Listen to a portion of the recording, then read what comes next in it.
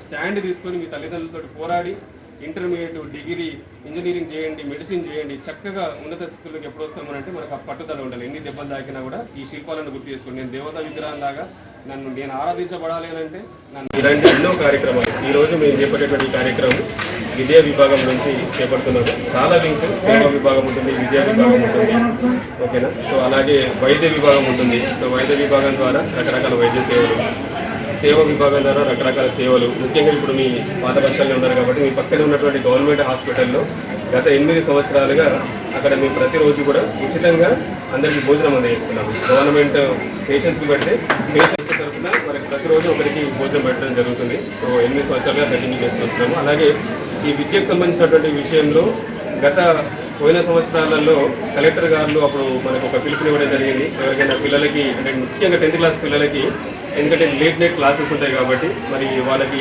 Food అవసరం ఉంటుంది కదా, స్నాక్స్ అవసరం ఉంటాయి కాబట్టి స్నాక్స్ ఏమైనా మరి ఏదైనా వాలంటరీ ఆర్గనైజేషన్స్ ఎవరైనా ఉంటే కనుక ముందుకు రండి అని అంటే ఇప్పుడు దాదాపు మనము 2019-20 అంటే కరోనా బిఫోర్ దాదాపు 2 lakhs ఖర్చు పెట్టేసి 2 to 3 lakhs ఖర్చు పెట్టేసి దాదాపు ఒక 40 నుంచి 50 స్కూల్స్కి మనము 2 నెలల పాటు వాళ్ళకి 10th క్లాస్ పిల్లలకి స్నాక్స్ అందజేసాం. అంటే అటుకులు, పొడి రవ్వ, నూనె, వాళ్ళకి కావాల్సిన టిఫిన్ తయారు చేసుకోవడానికి కావాల్సిన ఐటమ్స్ కూడా మనం ప్రొవైడ్ చేయడం జరిగింది.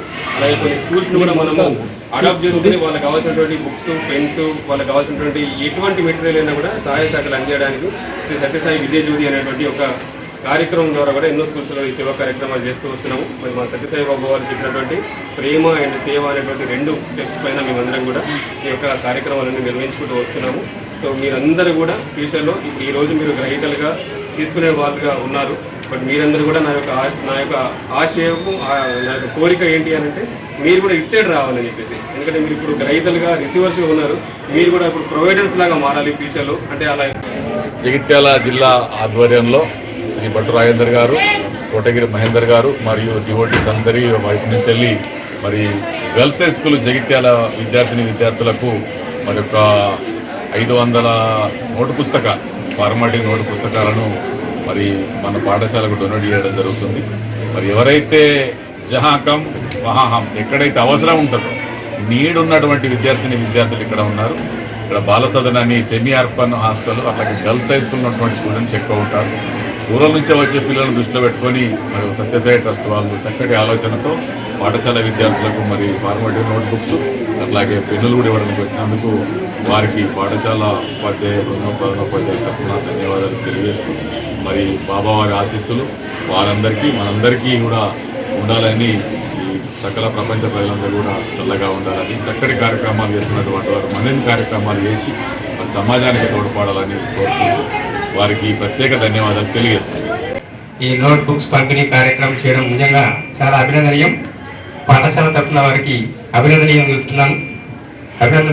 అదేవిధంగా మరి ఇంతకుముందు సార్ చెప్పినట్టు మరి తీసుకోవడం కంటే ఇవ్వడంలోనే ఆనందం ఉంటుంది.